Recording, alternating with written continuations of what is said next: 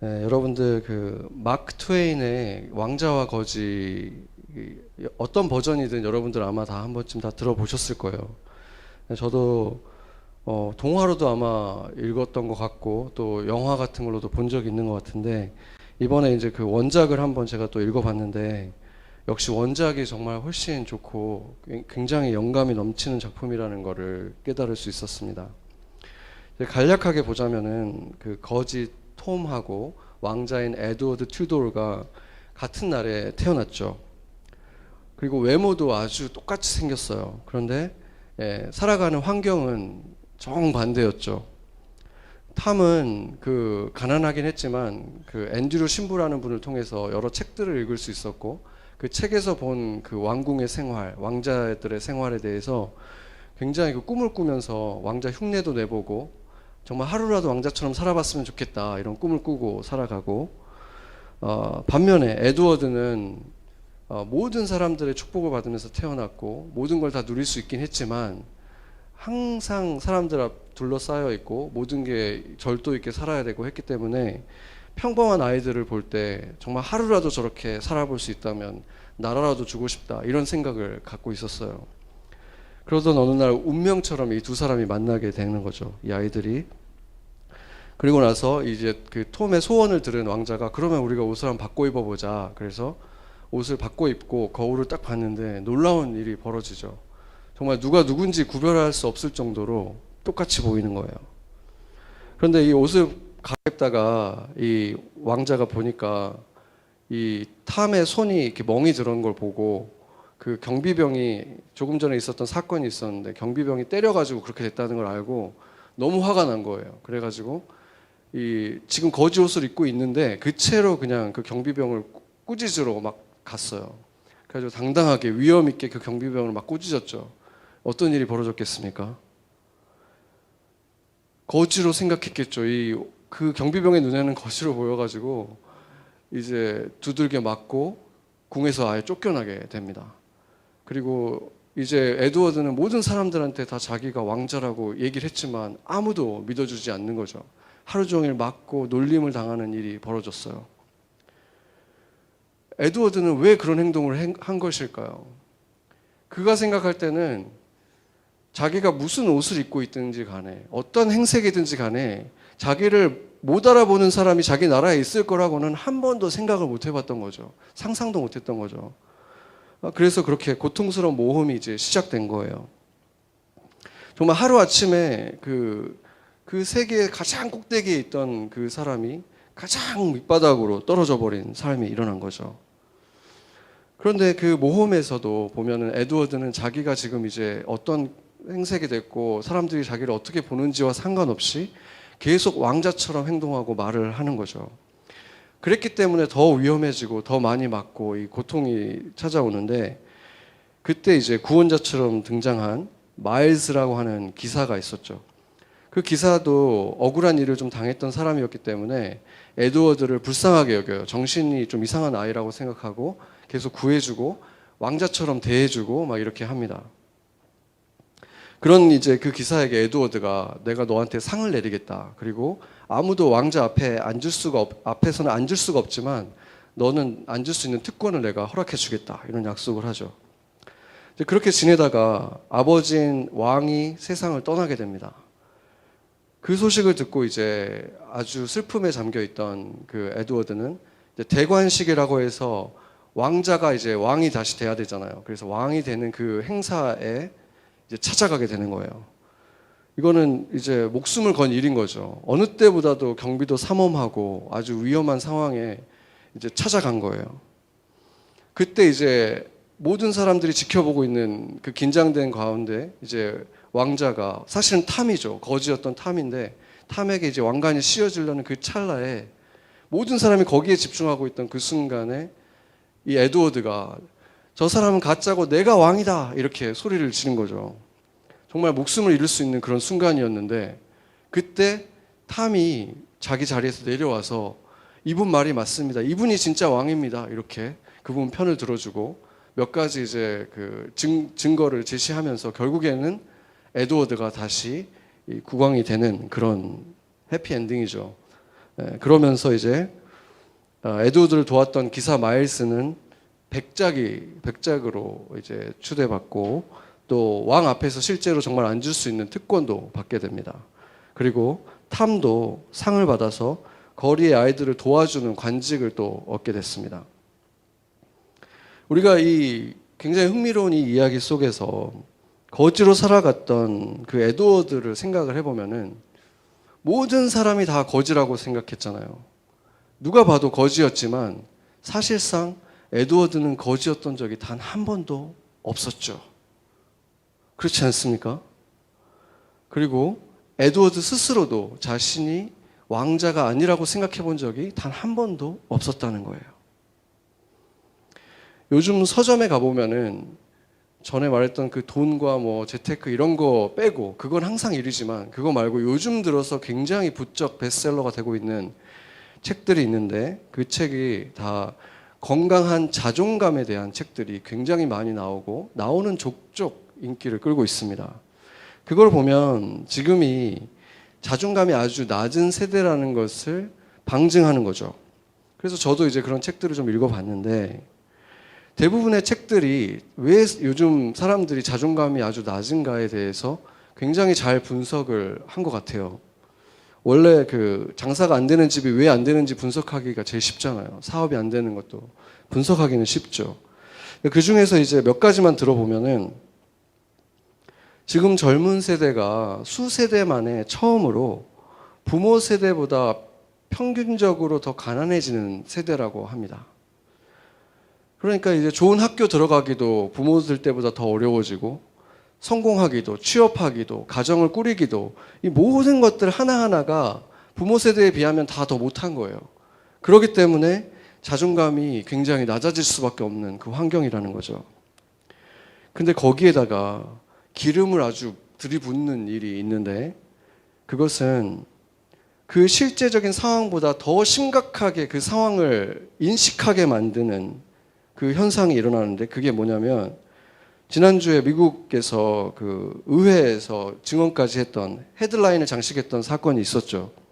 그 한 소셜미디어 컴퍼니에서 그 소셜미디어가 중독과 열등감을 부추기고 그것을 일으킨다는 것을 확연하게 증명이 됐다는 것을 알면서도 그 프로핏을 위해서 사람들이 계속 거기에 빠져들도록 그리고 거기에 머무르도록 알고리즘을 계속 디자인해왔다. 이것을 이제 내부 고발자에 의해서 그것이 이제 밝혀진 거예요. 그런데 우리가 이 소식을 들었을 때 정말 뭐 이러면서 깜짝 놀라지는 않을 거 아니에요. 그렇죠. 우리가 충분히 생각할 수 있었던 일이 이제 그냥 밝혀진 건 거죠. 그리고 사실상 그 회사뿐만이 아니라 뭐 인터넷 쇼핑몰이라든지 뭐 동영상 서비스라든지 그 모든 기업들의 목적이 다 똑같잖아요.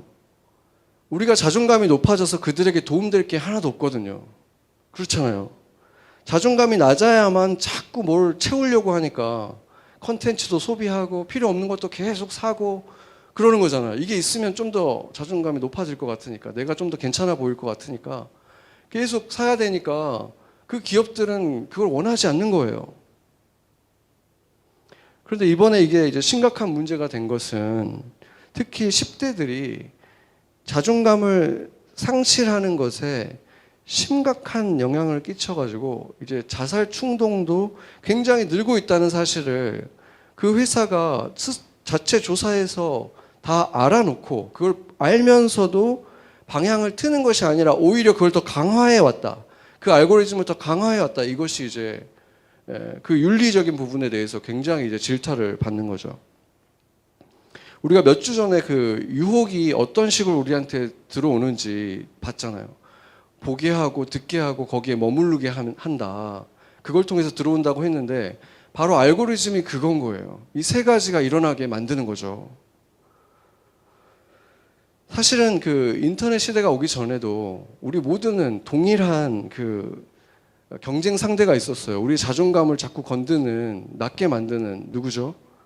그 바로 엄마 친구 딸 있잖아요. 다 있죠. 엄마 친구 그 자식이 있었는데 우리보다 뭔가 좀 항상 더 착하고 뭐 너도 잘하는 것도 많고. 근데 우리의 지금 아이들, 이 10대 애들은 수백만 명의 자신보다 외모도 뛰어나고 근사한 삶을 살아가는 또래의 아이들을 하루에도 몇 시간씩 들여다보고 있는 거예요. 평균 보니까 스마트폰 화면 그 언락시키는 거 있잖아요. 그게 평균 150번 한다고 합니다. 하루에. 우리들이 150번 언락을 한대요. 그러니까 그 우리 마음을 사로잡고 있는 그것을 계속 들여다보도록 디자인된 그 플랫폼에서 친구의 친구, 친구의 친구, 친구인지 모르겠는데 어쨌든 친구라고 부르는 그들을 계속 따라가면서 자신의 삶을 점점 더 증오하게 만드는 일을 하고 있는 거예요. 그래서 현대인들이 겪는 자존감에 대한 문제의 가장 심각한 기여자는 소셜미디어라는 것을 우리가 부인할 수가 없는 거죠. 그러나 우리가 그 회사들을 탓할 수는 없는 것 같아요. 회사라는 것은 원래 어떤 방식을 쓰든 그 불법만 아니면 최대한 수익을 창출해야 되는 곳이잖아요. 그게 목적이니까. 게다가 이제 뭐 중국이나 다른 나라들에서 온 소셜 미디어들은 더더욱이나 어떤 규칙도 없이 그냥 막 어떻게 해서든 유혹을 하는 알고리즘을 가질 테니까 그들하고 그 대항을 하려면은 방도가 없을 거예요. 그렇기 때문에 만약에 여러분이 자존감에 어떤 문제가 좀 있다고 생각한다면 이런 회사들을 탓할 게 아니라 정신을 바짝 차리고 유혹을 이기기 어려울 지경이 됐다면은 그냥 앱을 지워야 되는 거죠. 자존감을 높이고 싶다고 하면서 그걸 고민하고 있으면서 소셜미디어를 계속 한다는 것은 술을 끊고 싶다고 하면서 하루에도 몇 번씩 술집에 계속 드나드는 거, 거기 앉아가지고 있는 거랑 똑같은 거예요. 1초면 할 수 있는 일이에요. 저도 해봐서 알아요. 1초 잠깐 눌렀다가 X 누르면 끝나요. 여러분들이 친구들이 정말 어떻게 사는지 궁금하다면 카톡도 있고 문자나 이메일로 소식을 물으면서 사진 한번 좀 보내줄래? 보고 싶은데 이렇게 말하면 관계가 더 좋아질 거예요. 만약에 그렇게 못할 관계라면 과연 그 사람과 내가 실질적인 친구 관계인가? 실질적인 인간관계를 맺고 있는 사이인가? 아니면 내가 그냥 그렇게 들여다보고 있던 관계인가? 이걸 되물어 봐야 할 것입니다. 현대인들은 보면 최근에 굉장히 각광받고 있는 인터넷 사업이 뭐냐면 마인드풀니스라 그래서 자존감을 높여주는 온라인 유료 강좌들이 굉장히 세련된 게 많이 나오고 있거든요. 앱도 있고 뭐 어떤 온라인 기반의 그런 게 굉장히 많이 생기는데 그러니까 한편으로는 자존감을 높이겠다면서 책도 보고 세미나도 다니고 상담도 받고 이 모든 걸 다 하면서 한편으로는 자존감을 죽이는 것을 동시에 하고 있는 거예요. 그건 마치 몸에 좋은 약을 막 먹으면서 거기다가 독약을 막 섞어서 먹는 거랑 똑같은 거죠. 이 자존감과 관련된 책들은 그 아까 말했듯이 원인은 굉장히 비교적 잘 정리가 되어 있는데 그 책을 사실 보는 이유는 그 어떻게 하면 해결할 것인가 이거잖아요. 그런데 그들이 제시한 자존감 회복의 방법들을 보면은 사실상 좀 실망스러운 경우가 대부분이에요. 그나마 들어볼 만한 것들이 이런 것이 있어요. 한 책에서 저자는 나라는 존재와 내가 가진 것을 객관적으로 분리를 해야 된다 이렇게 조언을 하고 있어요. 나와 내가 가진 것들을 분리해라. 그러면서 이렇게 말하죠. 내 스펙은 내가 아니다. 내가 가지고 있는 것은 내가 아니다. 그렇기 때문에 내가 가진 것이 부족하다고 해서 내 가치까지 없어지는 게 아니다. 이렇게 굉장히 멋진 말을 하고 있죠. 근데 그 말의 그 논리는 뭐냐면 내가 그 모든 것을 갖기 전에도 나는 존재했잖아요. 그러니까 나는 내가 가진 것이 아니다. 굉장히 논리적이고 좋은 말이에요. 그렇기 때문에 내 자체가 그냥 자체적으로 소중하다 이렇게 말을 하고 있는데 그렇지만 사람들이 나를 볼 때 나의 외모를 보고 나의 능력을 보고 내가 어떤 학교 출신인지 그렇죠. 이런 것들을 가지고 나를 판단을 해서 결국에는 이 사람과 인연을 맺을지 거절할지 결정을 하잖아요. 세상 사람들은 다 누군가를 만나든 다 그거를 통해서 나를 보게 되는데, 아무리 개념적으로 나와 내가 가진 것을 분리하려고 한다고 해도 그게 실질적으로 얼마나 효과가 있겠습니까? 그래서 그들은 더 큰 효과를 얻기 위해서는 명상을 해야 된다. 아침 저녁으로 정기적으로 이렇게 내가 삶에 경험하는 것과 반대되는 이 사실, 나는 내가 가진 것이 아니다. 나는 내가 가진 것이 아니다. 계속 그걸 되뇌이라는 거예요. 그 뭐죠? 세상이 뭐라고 하든 나는 내가 가진 것과 상관없이 나는 존귀하다. 이걸 계속 되뇌이라고 하는 거죠. 자기 최면을 걸라고 하는 것입니다. 좋아요. 그래서 그러면 우리가 아침 저녁으로 하루에 1시간씩 그렇게 해가지고 그거에 성공을 했다. 나와 내가 가진 것은 같지 않다. 나는 여전히 존귀하다. 그게 이렇게 잘 분리가 됐다고 한번 치죠. 그런데 그 가진 것을 다 뺀다고 치더라도 그런 내가 왜 존귀한 것입니까? 그러면 나는 왜 존귀한 것이죠? 그 왜라는 질문 하나만 던지면 그 모든 아침 저녁으로 명상하는 이 모든 것들이 다 갑자기 더 큰 구멍으로, 더 큰 공허함으로 나한테 다가올 수밖에 없는 거예요. 그러나 성경은 우리가 왜 존귀한 존재인지 너무 분명하게 말하고 있습니다. 성경의 첫 장부터 온 세계를 지으신 하나님이, 세상에 아름다운 것들이 얼마나 많습니까? 이 모든 것을 다 지으시고 나서 마지막으로 이 모든 것들을 함께 다스릴 존재로 우리를 지으셨다는 거예요. 그분을 쏙 빼닮은 자녀로 우리를 창조하셨기 때문에 여러분이 생각하는 세상에 저렇게 멋진 것이 있잖아. 저렇게 아름다운 별들, 아름다운 것들, 그 모든 것과 비교도 되지 않는 존재로 우리를 창조했다는 것입니다. 아멘? 아멘. 그 모든 것보다 우리가 존귀하기 때문에 우리는 귀한 존재가 맞다는 거예요. 에드워드가 거지 소굴에 있었어도 어떤 행색으로 어떤 곳에서 자고 어떤 음식을 먹고 상관없이, 모든 사람들이 그를 누구라고 보든지 상관없이 그는 언제나 왕의 아들, 왕자였습니다. 왕자가 되기 위한 조건은 다른 어떤 것도 필요가 없잖아요. 하나만 있으면 되는 거예요. 왕의 아들이면 왕자인 거예요.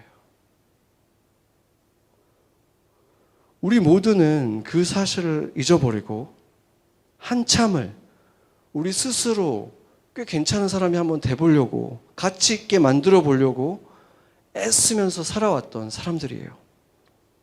멋진 외모를 갖고 보려고 하고, 화려한 스펙을 쌓아보려고 하고, 열심히 사는 모습으로, 아니면 그것도 안 되면 정말 착한 사람이 돼가지고 그걸로라도 칭찬을 받아서 나는 꽤 괜찮은 사람이지. 무엇이로든 우리가 꽤 괜찮은 사람, 가치 있는 사람이 돼보려고, 그걸 증명해 보려고 애쓰면서 살아왔다는 거예요. 그런데 그것은 아무리 부어도 끝이 없는 밑빠진 독과 같았어요. 예전에 비하면, 예전보다는 내가 조금 더 나아졌는데, 조금 더 할 줄 아는 것도 많아졌는데, 근데 이상하게 막상 그때가 되고 나면 그건 조금 더 대단해 보이지가 않는 거예요. 그러니까 계속해서 나는 초라하게 보이고, 그렇게 느끼게 만드는 사람들을 만나고, 그렇게 느끼게 만드는 환경에 놓이고, 그러니까 나는 계속해서 부족하게만 느껴지는 거예요. 하나님 아버지를 떠나면 인간은 존재 자체와 그가 가진 것을 결코 분리해낼 수가 없는 것입니다. 창조주를 떠나고 나면 인간이란 아무리 생각해도, 사실 생각하면 할수록 가장 많이 진화된 고등 유인원 이상일 수가 없기 때문입니다. 여러분, 모든 생명체에게, 그게 식물이든 단세포 생물이든 고등생물이든 모든 생명체에게 동일하게 있는 굉장히 강력한, 가장 강력한 본능이 있어요. 그게 뭐죠? 생존 본능이에요. 과학자들이 그걸 증명했죠. 모든 정말 그 단세포 생명도 침 같은 걸 찌르려고 하면 도망간대요. 그러니까 그 생존 본능이라는 게 그렇게 무섭게 모든 생명체에 있는 것인데 과학자들은 왜 있는지는 말을 못해요.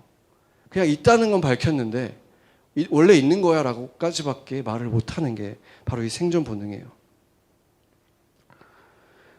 그래서 바로 그것을 위해서 인간도 고등동물이 되어서 외모의 아름다움이라든지 뭐 육체적인 힘이라든지 돈이든 권력이든 지능이든 학벌이든 이 모든 것은 결국은 그 동물의 생존 본능 때문에 추구하는 존재가 되어버리는 거예요.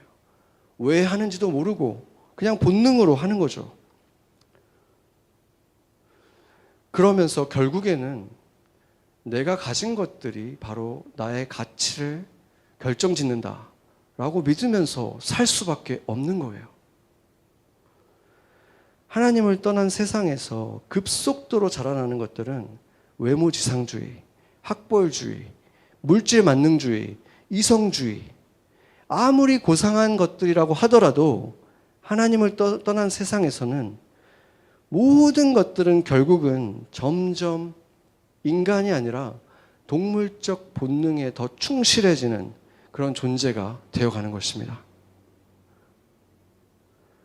그런데 인간에게만 일어나는 이상한 일들이 있어요. 하나님을 믿지도 인정하지도 않으면서 자신을 가장 진화된 형태의 유인원이라고 말하면서도 심연의 깊은 곳에서 사람이 그러면 안 되는 거 아니야? 인간의 생명을 그렇게 함부로 하면 안 되는 거 아니야? 이런 심연의 울림이 있다는 거예요. 아무것도 아닌 보잘것없는 가치 없는 인간 같은데 그래도 사람인데 그러면 안 되는 거 아니야? 이런 울림이 있다는 거예요. 그리고 전 세계 어딜 가든 누구에게나 당신은 사랑받기 위해 태어난 존귀한 존재입니다. 이런 말을 들으면 차가웠던 심장에 뜨거운 피가 도는 것을 경험한다는 거예요. 그 느낌은 도대체 어디서 오는 것입니까? 약육강식과 인류 진화를 믿는다면 사회적으로 아무런 의미가 없는 해가 되는 그런 사람이라면 우연히 날려온 쓸모없는 우주의 먼지 같은 그런 존재인데도 왜 사랑받을 만한 존귀한 존재라는 그 말이, 그런 말을 해주는 사람이 우리는 그리운 것입니까? 여러분, 그것은 정말 그래서 그런 거예요. 진리이기 때문에 그런 거예요. 우리가 바로 그런 존재로 세상에 태어났기 때문에 그런 거예요. 인간은 고등동물이 아닙니다. 인간이 유인원이라고 닮았다고 생각하는 사람은 아직 훨씬 더 닮은 존재를 몰라서 하는 소리예요. 우리는 알고 보면 모든 것을 창조하신 하나님이랑 가장 닮은 존재입니다. 심리학자들의 주장은 옳았어요. 여러분이 가진 것은 결코 여러분이 아닙니다.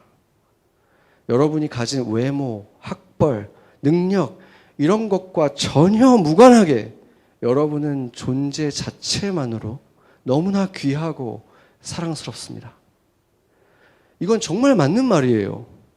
아마 그들의 심연 안에서 울려서 그렇게 말할 수밖에 없었을 거예요. 그러나 정작 그들은 왜 그런가에 대해서 답을 하지를 못하는 거예요.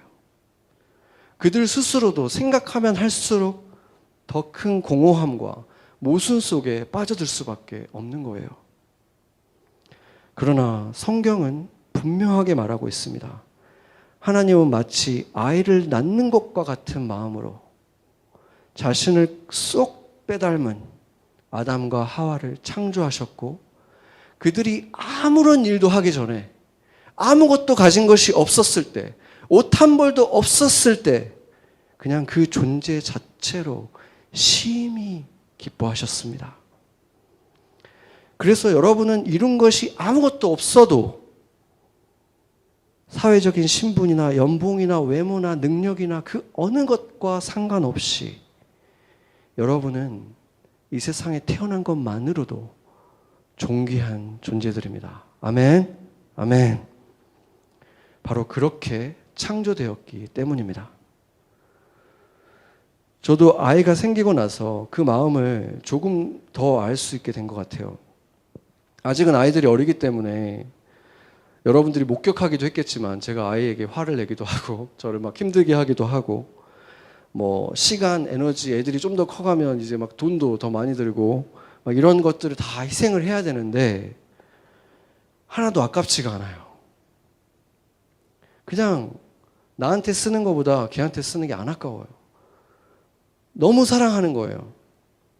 아이들이 나한테 해주는 것이 아무것도 없어도 오히려 삶을 피곤하게 해도 화가 나게 할 때도 많지만 이상하게 비굴한 느낌이 들 정도로 아이들을 사랑하는 거예요. 제가 이번에 여름에 잠깐 애들이랑 몇 주 떨어져 있었는데 와이프한테 문자로 오늘은 왜 사진을 안 보내줘? 비굴하게 이러고 있는 거예요.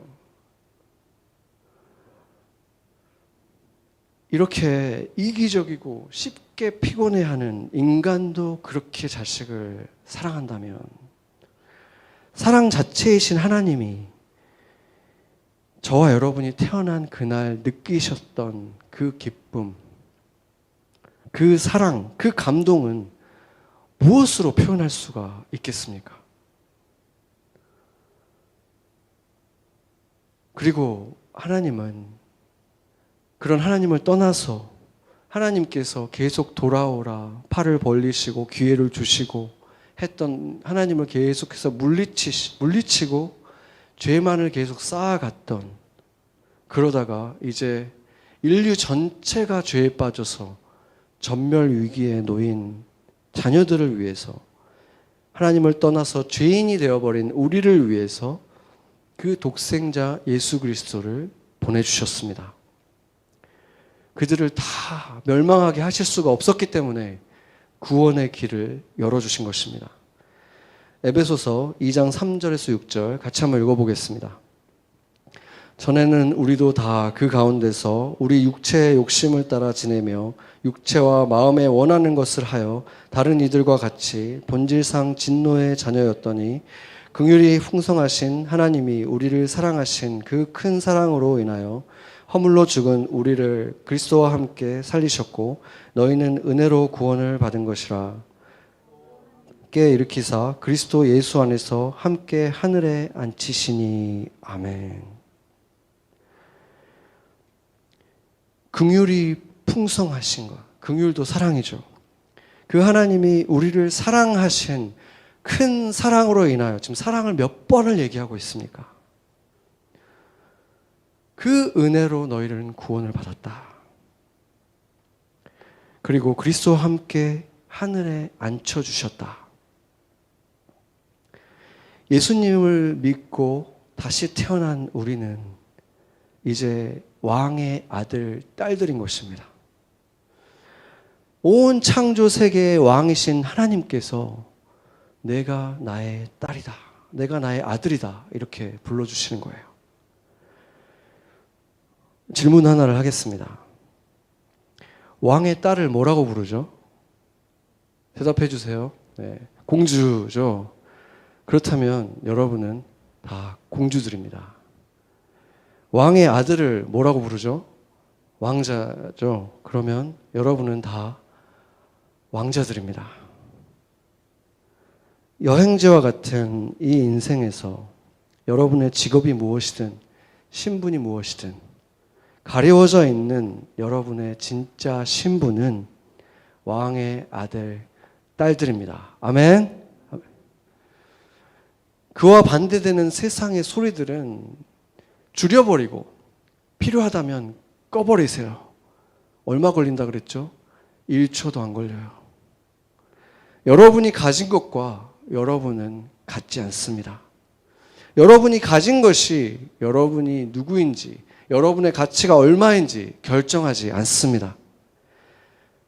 여러분이 누구인지, 얼마나 가치 있는지 결정하는 것은 여러분을 낳은 분이 누구인지, 여러분을 소유하신 분이 누구인지 세상이 알아보지 못해도, 세상이 여러분을 뭐라고 하든지 어떻게 보든지 상관없이 온 세상의 주인이신 하나님께 여러분이 어떤 존재인지 그것만 기억하십시오. 그것이 all that matter. 그게 가장 중요한 것입니다. 이제 왕의 자녀로서의 자존감으로 자신이 누구인지 그 높음을 자랑하시기 바랍니다. 같이 기도하시겠습니다.